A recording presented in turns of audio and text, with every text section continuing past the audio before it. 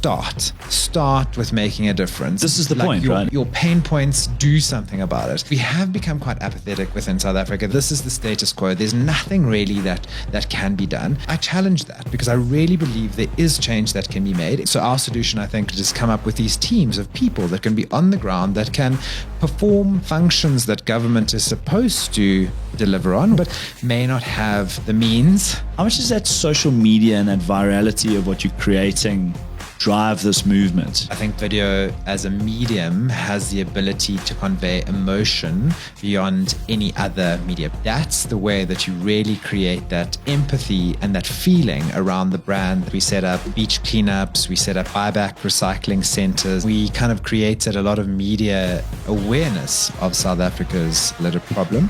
Your brand has the amazing opportunity to move into that in space and say, right, we're here to help. Yeah. How do we add value to Gauteng? It's those kind of situations or scenarios that we try and create where everybody wins. The first step to your new journey is literally the first step. So send the email, make the meeting appointment, do one thing in the right direction that will lead to a whole new adventure and a whole new journey. Welcome to the Corner Office, where we bring you the latest news from the world of commercial real estate, the greatest voices in the industry, and the corporate chats you've been missing. Let's get to it. We got Michael Baretta on today, and he's the MD of Good. He's a seasoned professional in marketing, brand activation, been doing this for over 2 decades, although he doesn't look like it. He's involved in purpose-driven marketing. He's going to talk to us about some of the strategies and building meaningful connection between brands and their audiences and what they've done, a couple of stories. We're going to talk about dogs, we're going to talk about vodka, and we're going to talk about parks. So it's going to be an interesting chat. Michael, we're talking about Good, which is quite exciting. And it's actually great to have you in here because you've been trying to get in here for ages. And no, I wanted to have you in here for ages, and we've managed to finally find a time that works. So I'm excited to talk about it, especially since originally starting this business from walking around the whole of South Africa, which was quite an ordeal, to where it is now. It's just like this business which has grown and grown and grown, and has done so much for the community, but has also done so much for the brands that work with these communities. So it's going to be quite an interesting chat. So awesome. Thanks for dropping in. Thanks for having me. Okay, tell me about Good. What is Good, and what are you trying to ultimately do? So Good is South Africa's leading cause marketing agency. So we look at marketing slightly differently, and we think, how can we build a brand and meet their objectives, but also benefit communities, the environment, or any other for good pursuit, but ultimately looking at the objectives and how we can best meet the needs of the client, but also look at the audiences that the brands serve and how we can serve them as well. We are now in our 11th year, so it was a very long time ago that I walked the coastline of South Africa. You may see in the footage I look a lot older now than I did that. We really have grown in leaps and bounds. We work with 2 kinds of organizations, so brands that want to make a difference, and then large internationally funded organizations that mainly work in the health space. So we deliver on their mandate. So if they need to test tens of thousands of people for HIV, TB, or whatever the case may be, we create a marketing platform to attract those people and to deliver the services for them. So why, if I look at it, like, why are the brands doing it? Okay, and I know this is a general question, right? But you've got a lot of brands out there that are doing well. They're running their businesses and they're sort of moving ahead. Why are brands trying to achieve this? Is it stemming from the stakeholders, the clients or the customers at least, or is it coming from the management team, and is it coming from internal in terms of they want to do good, or they're trying to connect with the markets that they are serving? Yeah, it's a great question. I think cause marketing is an international trend, but I think it's very apparent in South Africa, where there is so much need in this country, and particularly for brands that service a specific LSM, so call it LSM 4 to 7, which is a mid to low LSM, where people are in need, people are struggling. And I think brands have the potential to make a difference in the lives of their consumers because of their big marketing budgets. And what a campaign that benefits a client does or a customer does is it creates a long-lasting relationship with that customer. So that customer is going to become more loyal to your brand. They're going to keep buying your brand. Even if there's a price special on another product, they're like, well, this brand supported me through hard times. I feel loyal to that brand and I will continue to support them in return. So it's not only, in that instance, it's like a customer that's seeing some benefit from it or their community and whatever. But we were talking earlier about, let's say the customer is a LSM 12 or, much higher sort of earning level, and they're not really requiring any of this help, but perhaps they're in a community or they are selling their product into a community that needs this help. How does that pair up? How do you try and build that connection, looking at that brand who's typically, take Investec, for example, that's probably a good example. The guys that work there are wealthy. The clientele that they serve are wealthy. How are you trying to build that community aspect into a brand like that? Don't have to use Investec, but maybe it's an example, I think type of example. The best example for that is you'll remember the brands that helped you through COVID. During COVID was the first time that LSM set in South Africa were in need, because we didn't know what was happening. No one knew what was happening. And the brands that offered you interest rate rebates or kind of gave you longer time to pay back your loans or kind of gave you flexible terms, you were still impacted positively by those brands. So it doesn't have to always be, about the end beneficiary. But for example, you're looking at a bank. How can a bank make change to benefit their immediate customers? It's find out what those customers care about. It may be the environment. It may be the rhinos. It may be the degradation in Johannesburg, which is also too apparent for everyone. So what is their emotional pain point in terms of general improvement of society, and see how you can improve within that space. And that's how you can, by demonstrating that you're committed to what they care about, build that long-lasting relationship that we spoke about. Got you. So, as an idea, and this was something I mentioned to you, was, in Thabo and Becky's time, he came up with this idea that you should be able to go and almost tender, the different departments should be able to go and bid for projects that the government was wanting to achieve. So it was almost they became like a central policy and central deployment type of agency. And then the different departments came and bid, we can do this, we can do this. And so effectively what they were doing is they were saying, here are a list of things that could be helped in this country. Okay. And people could go and choose, well, that's a low-hanging fruit, or that's close to us. We could do this. It's easy for us, or whatever it might be. This is a bit more of a big one. And you go and look at what the DA tried to achieve in Cape Town. They literally did that. They said, right, how are we going to get the vote here? Let's look at all the things that could be done in the Western Cape, and let's tackle the small ones first. Don't go for the biggest one, because it's going to be the hardest. You're going to need the most capital. People don't trust you. You don't have a track record. Go for the small one. Go for the one that's maybe a little bit easier to achieve. And people say, there's actually movement here. There's actually an impact that's being made here. Now we can get on board, and now the corporates start to follow through. So how do like, as a country, and I know you working within a sort of environment of your clients, right? And the needs that they have. But how would you say you could pull it together as a country and say, well, these are the things we want to achieve as a country, and how do I align these corporates to these ideas that we're trying to put together? Is there I don't know any thinking like that? I don't know if I have the answer to that question. It does sound like an ideal scenario whereby there's kind of almost the sustainable development goals within South Africa in terms of what is most pressing, and then maybe create a blueprint in order to do that. I think you need very strong leadership, and it could come from the private sector or government, but I don't necessarily think that it would work within the private sector. So it really needs to come from government in terms of let's work together. We've spent the time in creating the plan. This is how you can plug in. But I think short of that, it's do one thing. Start with making a difference. This is the point, right? Your pain points, do something about it. I don't know if I'm happy to say this on air, but I watched the Martha movie, and the key thing. Sorry, which movie did you watch? The Martha movie, which is actually really interesting if you haven't seen it. But the one key takeout that I took from that was just if you don't like something, change it, do something about it. And I think that we have become quite apathetic within South Africa that, this is the status quo. There's nothing really that can be done. And I challenge that because I really believe there is change that can be made. It just takes strong-willed people and a lot of time to do that. Yeah. I mean, one of our engineering clients at one stage said you can pretty much do anything as long as you have enough time and money.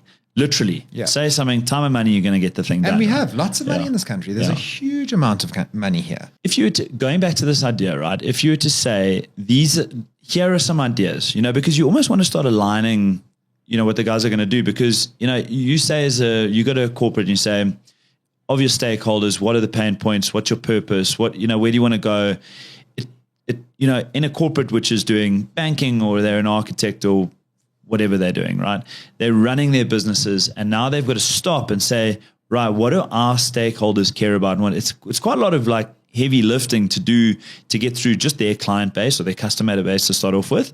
Maybe as an internal, you could decide, but you know what it's like when guys are focused on deals and you say, guys, what are we passionate about? Shut up, we're doing deals, So you almost want to say, here are the ideas, right?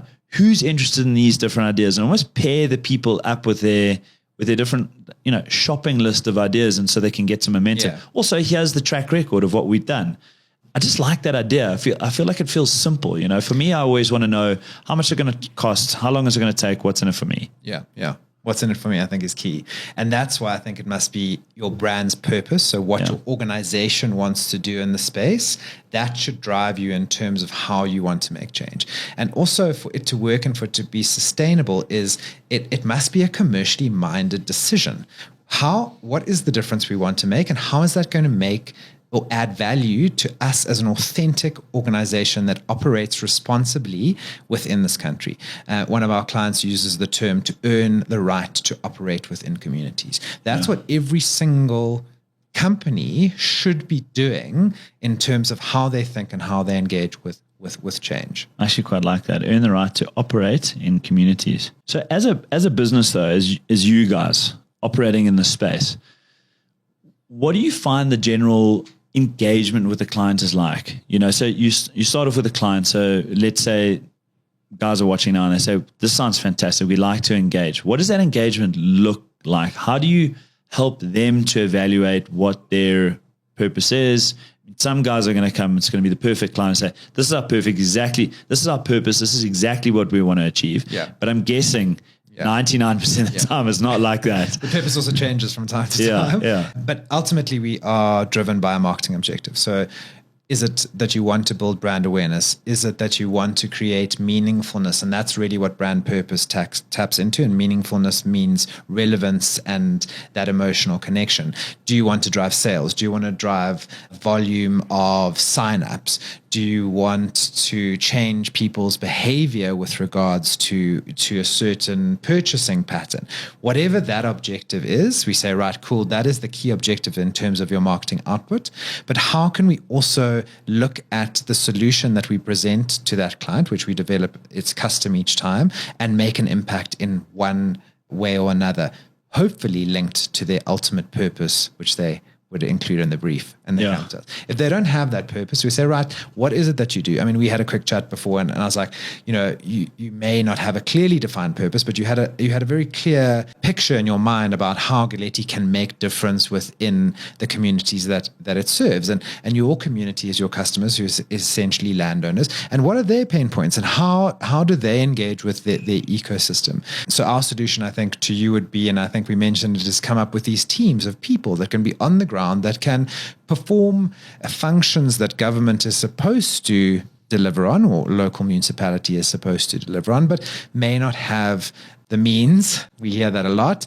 I think it's about expertise. I don't think that municipalities have the expertise in order to deliver on those basic services. And I think your brand has the amazing opportunity to move into that in space and say, right, we're here to help in those public-private partnerships that you were talking about. And how do we add value to Gauteng or South Africa as a whole? I think, one of the other ideas you came up with was, perhaps there's a property which you sold, an auction property, there's a problematic park down the road. How do you try and impact those specific things that mean something to those specific people. And we were talking a little bit more generally about, our clients are the landowners. Yeah. So you could actually go and look to the broader kind of community or area, or exactly like you're saying.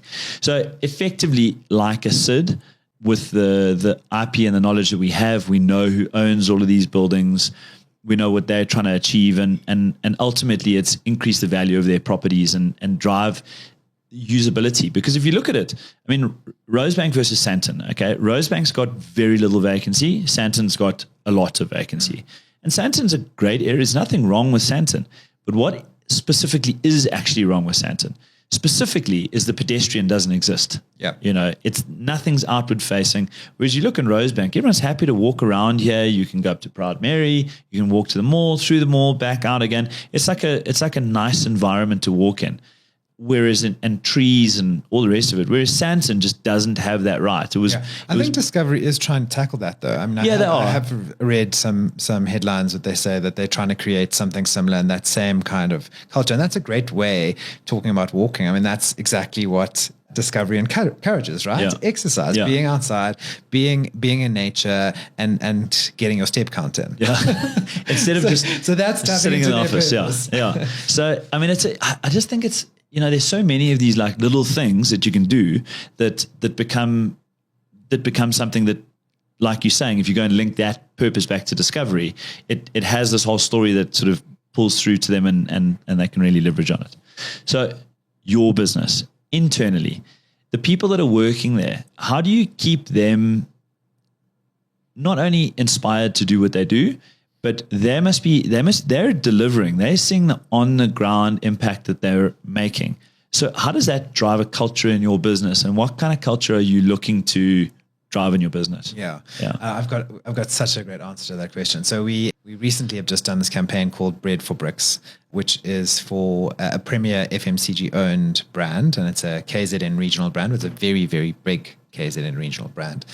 And basically the campaign is that the more bread consumers buy, the more bricks the company donates to build houses for vulnerable communities. And we had quite a big team there. I think we had probably five people on the ground.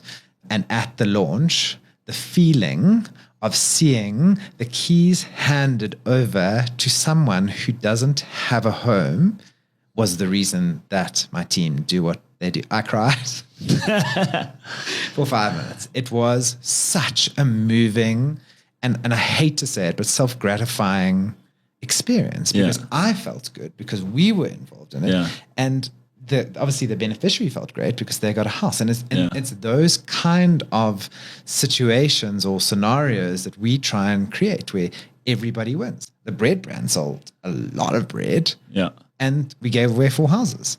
Amazing. Everyone wins. So win-win. And you find that the team wins, to answer your question, is the team really take purpose and they all have the individual passions. So some are into education, little kids, some love the environment.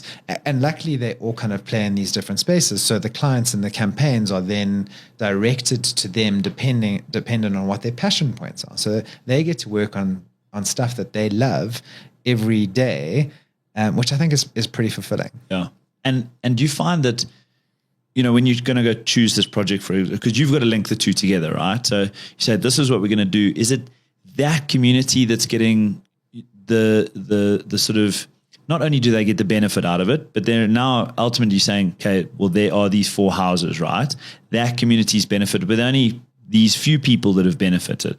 So is it like an extended campaign where they keep going? They say we can do more. And so more people get behind it. Now, what happens people in the other community? Are they saying, well, what's happening with our bread? Like we're also buying this bread. Like what's happening here? Or is there more demand like that? Are they asking the question, or is it that sort of, or is it the overall purpose of the people that are buying this bread is saying these guys are giving back to communities, ours will be next? And I think the ultimate emotion is gratitude. Yeah. Because I don't think people in these communities see any advancement at all. And yes, maybe there's at the back of their mind thinking, well, maybe why don't they come to our community? But then buy more bread in that community, and then that will happen. And you asked about pairing NGOs and brands. So that is one of our functions. We prefer to create custom solutions and deliver results ourselves, because I think it's all about delivering results. And when you attach a brand to a project, you need to ensure that it happens, because there's nothing worse than dangling carrot and then not following through. And with all due respect to NGOs, there's some very well-run NGOs, but there are also other NGOs that sometimes are a little bit slower and more empathetic in terms of their delivery, when our focus is really on the output. Gotcha. With these marketing channels that you effectively bringing out, right? How much does that social media and that virality of what you're creating drive this movement? You know, where are you seeing your sort of main channels that you're putting this in? How do you try and build the story forward to people? Because you can't just say, this is what we're doing and here they are. You know, that would miss the whole point of it. You know, there's got to be a buy-in and a story that people are taking through. And I find, you know, storytelling in anything, even in our business, the more we tell stories and the more engagement there is. Whereas if you just say that we sold this or we did that, there's far less engagement from our stakeholders. So how do you do that, and how does social media play a part? Yeah, so 100%. I mean, it's quite ironic that we are on a video podcast, but I think video as a medium has the ability to convey emotion beyond any other media. But I mean, potentially second to radio. So we obviously put a huge amount of spend into the awareness part of the campaign, because ultimately, as I mentioned, our objective is to drive volumes of the bread. But then you've got to definitely close the loop in terms of, well, you promised this to this community, to creating engagement. And then we would also interview the beneficiaries in terms of, what does this, I'm going to go back to the house example, what does this house mean to you? And that's the way that you really create that empathy and that feeling around the brand that taps into that brand meaningfulness that I mentioned, that makes people loyal to your brand and have a real warm feeling around the brand. And that's what keeps them coming back. Got you. I want to talk about you. Okay. So let's go back to, it was even before that, because I remember you were even working in the magazine at one stage, you know, so you've always been in a creative space, in a marketing space. And then I think you're a creative counsel at one point. And then, you know, so you've had this career that you've kind of like refined into ultimately the idea that you've deployed here, which is Dark Good, which is now 11 years old. 11 years ago, right? Take me back through your career where you're sort of entering this marketing arena and you're seeing these things around you. What ultimately gave you this idea that this is what I want to do and this is where we're going with the business? Yeah, so it was 12 years ago that Trekking for Trash happened. And I think what got me to Trekking for Trash was this junction. I think I was turning 30 at the time, and then I thought 30 was old. now I'm 43. I think 30 is okay. Yeah. And I was looking for meaning in life. And I attended a talk by a guy called David Greer, and he's quite a well-known adventurer. And he had run a marathon a day along the roads of the coastline. I must clarify, roads along the coastline of South Africa.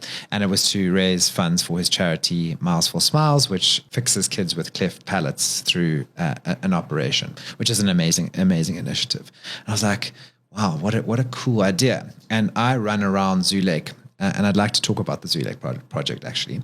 Run around Zoo Lake every second day, and it always frustrated me how there was so much litter that was just left in one of the very few places in Joburg that you can go to enjoy the outdoors. And I just really couldn't understand that disconnect. It's like, you're going here for the outdoors and you're enjoying the outdoors, yet you leave it in such a way that you don't want to return. How does that work? Anyway, it's very complex, and there's a lot of socioeconomic reasons for that. And then eventually I thought, why don't I combine the two, the passion for the litter and trying to get people to understand the importance of litter and how it ties into various other socioeconomic channels with this amazing idea of doing an adventure along the coastline of South Africa. So that's kind of how Trekking for Trash was born. So just for everyone, I mean, I know what it was and I remember the whole adventure, but just explain it in detail what you did. Sure, yeah. So it was a 3,600 kilometer walk on foot, obviously. No other way to do it, along South Africa's coastline. And it was a mutual friend of ours, Camilla Howard, and we collected litter every single day for 7 months. And what we did is we set up kind of talks at schools. We set up little beach cleanups. We set up buyback recycling centers at various different towns along the way. And we kind of created a lot of media awareness of South Africa's litter problem. And all the litter that is created here in Gauteng and the other inland provinces lands up in the rivers and then flows down the rivers to the sea. So it's really the coastline that suffers the worst from kind of general pollution and littering. So we thought that was a nice way to create nationwide awareness of the importance of littering as well as recycling. On that, your takeouts of walking around 3,600 Ks around the coastline, more litter than you can imagine? 100%. Really? Yeah. I mean, I think we voted Durban as the dirtiest city in South Africa because coastal city of South Africa. And then I think the Durban municipality got wind of this. So everywhere beyond Durban, there were like big black bags of cleaned up beach litter so that we couldn't tell. They were front running. Couldn't tell any more bad news bad news about them. And then I remember you saying back then, a lot of snakes. Yeah, loads of snakes. And I had a serious phobia for snakes at that point. But then I realized that they actually aren't so bad unless you stand on them. Which is an amazing trip. And then, okay, so then from that, you sort of roll out this business. I mean, that must have started pretty soon after that, right? It was, I mean, we did get quite a lot of attention. So it was quite easy to segue from that venture into the business. But I think it was really that. And that was Collect a Can. Nampak's metal division, and then their collection agency was Collect a Can. And I think the reason why it came so quickly is because we had long time to think. I mean, it was actually very difficult to talk to each other while we were walking because the waves were really loud or the wind was really loud, and it was just difficult to engage. So we were walking in silence for quite a long time. So almost like a walking meditation. And through that journey, I realized that it is possible to build brands, drive sales, and then do good all at the same time, because that's essentially what we were doing for our sponsors, is promoting metal packaging as the most environmentally friendly form of packaging. We never saw metal cans because they either kind of dissolve or collected into the ground or collected because they're so valuable. Exactly. Yeah. So it was a great message. We also went to their various factories, which were their clients. We did talks there to their customers. So we looped in all the various different stakeholders to create a very holistic campaign for them. And I thought that was an amazing blueprint for campaigns going forward, which is obviously now what we do. And now we come through all the way to today. And one of the recent one was Tito's Vodka, right? So I know Tito's Vodka, I won't say why, but no, Tito's Vodka is an interesting brand because this is I think it's the biggest vodka brand in the US, right? It's this massive, massive brand, but it has this brand purpose and it's completely not what you think. So tell us about it. It's really cool, actually. So the brand purpose for Tito's Vodka is to improve the lives of dogs and their owners. I think his name was Tito. I would imagine probably is Tito. The guy who started Tito's Vodka had this really small factory and they had all these stray dogs and they kept on feeding the dogs and watering the dogs and sending them to be deticked and fleed and whatever. And eventually, like over time, the factory got bigger and bigger and bigger and there were more and more dogs. And they decided, well, this has been baked into our culture and our heritage. So this should become who we are and what we stand for. So in America, they're known as the Vodka for Dog People. And when they launched in South Africa, they were like, how do we tap into this brand purpose and how do we deliver purpose in action? So Parkhurst, as you may know, has a long street of bars and cafes and is one of the biggest consumers of premium alcohol in the country. It is also known as Parkhurst because of all the dogs that live in Parkhurst, and there are lots of dog parks, and there's the Spruit that people can walk on. So it was an amazing synergy. So we developed this campaign whereby Tito's came in and invested heavily in safety in terms of fencing for the dogs. So the dogs couldn't run out of the dog park. And also there'd been a number of incidents of crime in the Spruit, one particularly where a dog was shot. So it was a great opportunity to say, right, we're going to make Parkhurst safe for dogs and their walkers. And then we went to the traders and said, right, we've invested X hundred of thousands of rands from the brand. We'd now like you to partner with us for future improvement by listing Tito's in your bars and your restaurants. And then we did all sorts of like dog-friendly promotions where they had like a pop-up and water stations and all of that kind of. So we created a culture and an environment.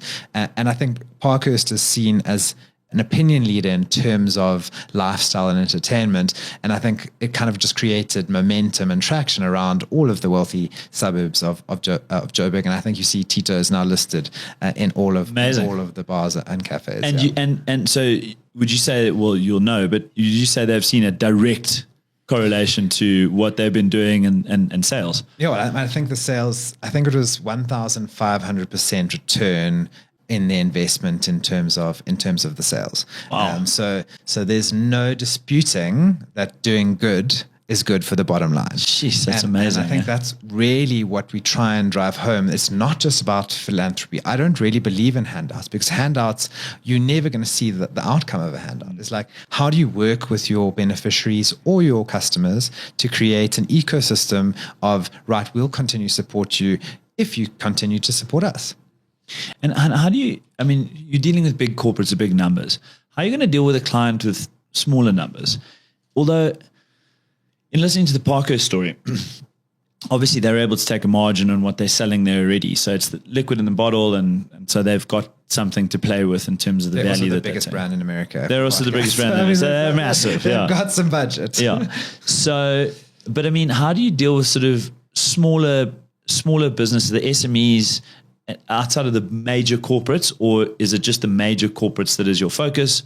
Or how do you sort of try and focus on this is going to be our client base? I suppose you're trying to move the needle, right? So you need to focus on those big corporates. That's the game, 100%. Right? Because so I'm a capitalist at heart, but that wants to make a difference. So we kind of don't do anything south of a 250,000 Rand budget, purely because it's very difficult to meet so many different objectives, where a traditional marketing agency, and there's so many of them out there, will go and do one thing and it'll be focused. Our USP is, right, we will meet your marketing objectives, but we will also create that emotional connection by doing something else. And I can't always say what that other thing is, because they all are so different and customized.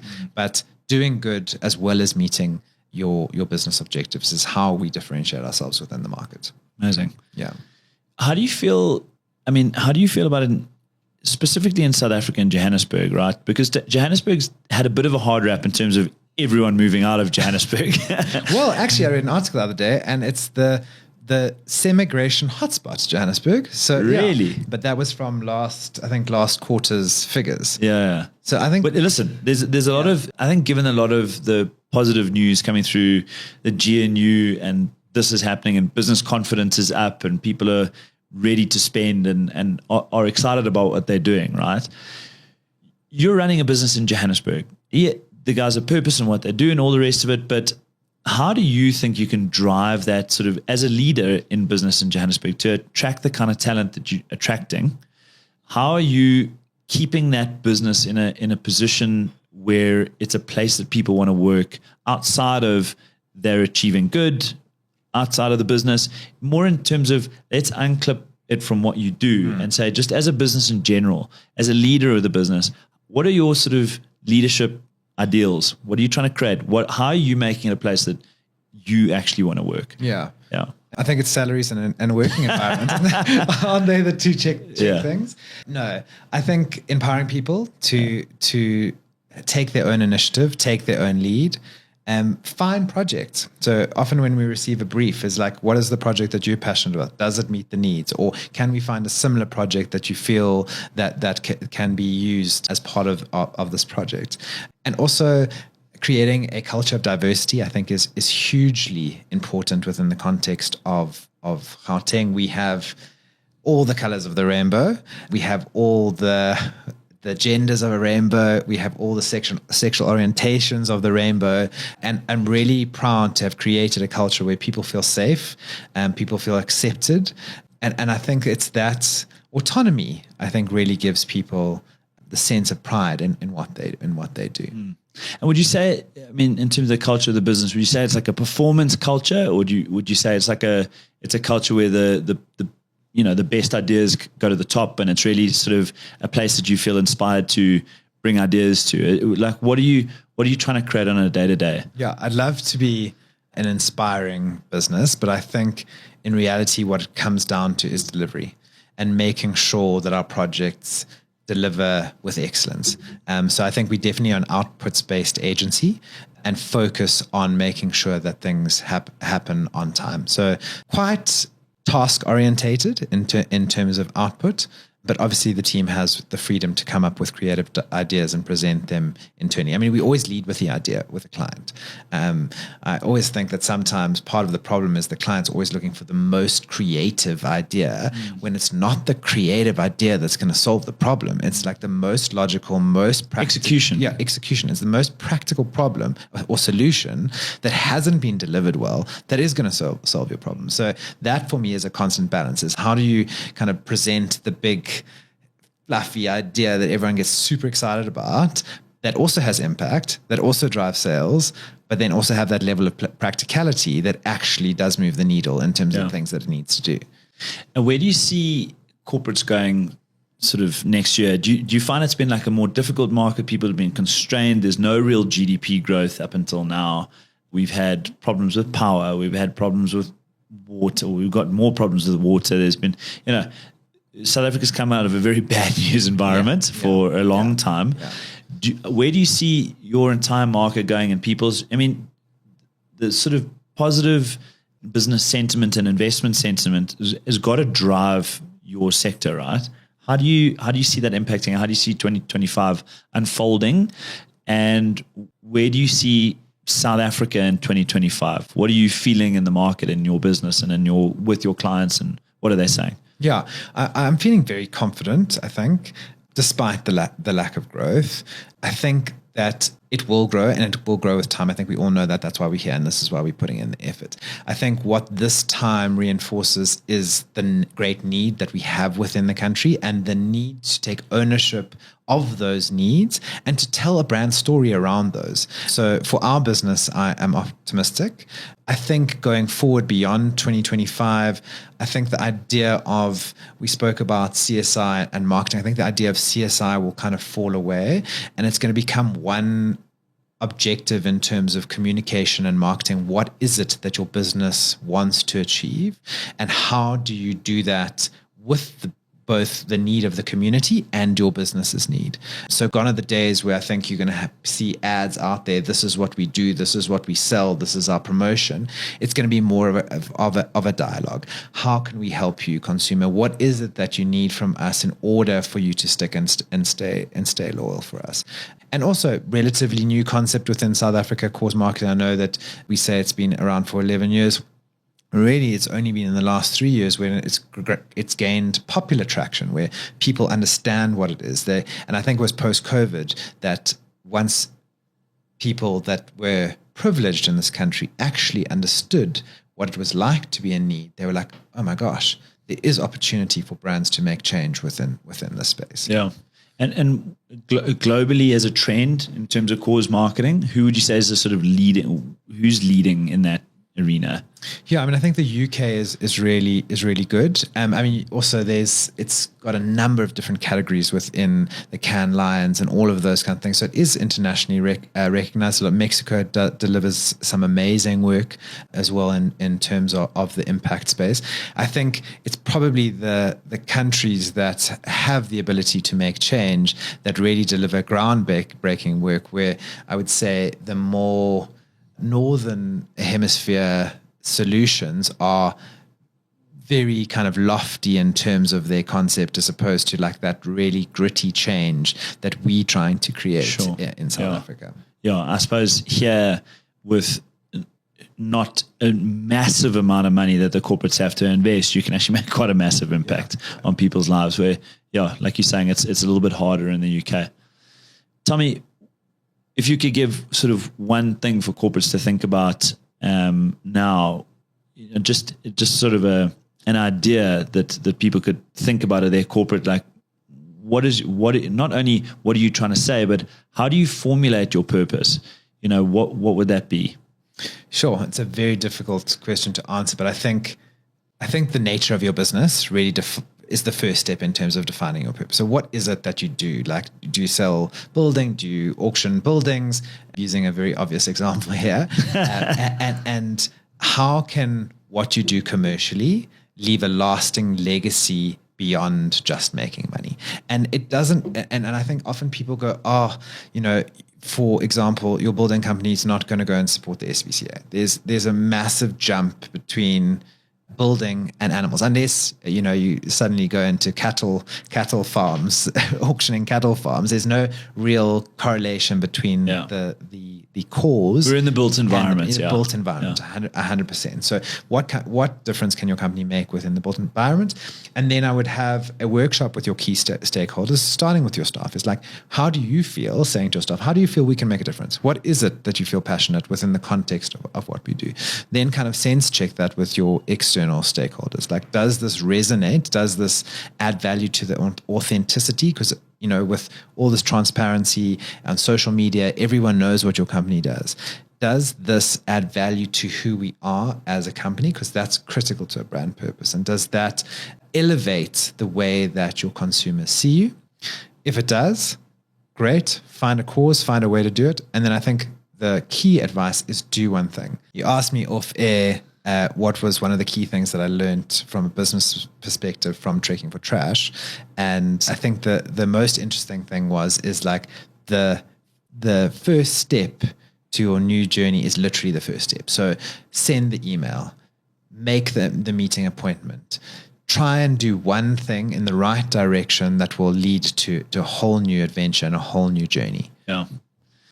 I love it. It's been a great chat. It's given us a bit to think about, I think, as a business, because as a business, you try all these small initiatives, but you're not actually thinking bigger about like, what is your actual purpose for doing this and how does it align with what you're doing? So it's definitely given me a few things to think about, but also a few things to chat about with the team, because making these small impacts doesn't really translate to what's the story and what's everyone getting behind. At one point we'd had, like I told you, at our auctions, you could, as a bidder, you could register what your favorite charity was. You just literally had to tick a box. And if your bid was successful, we would then donate on your behalf to that charity, right?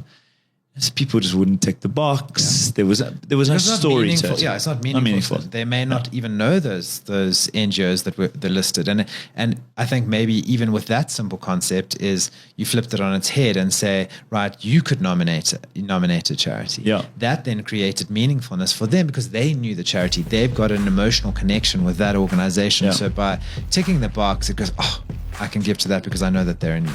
Yeah.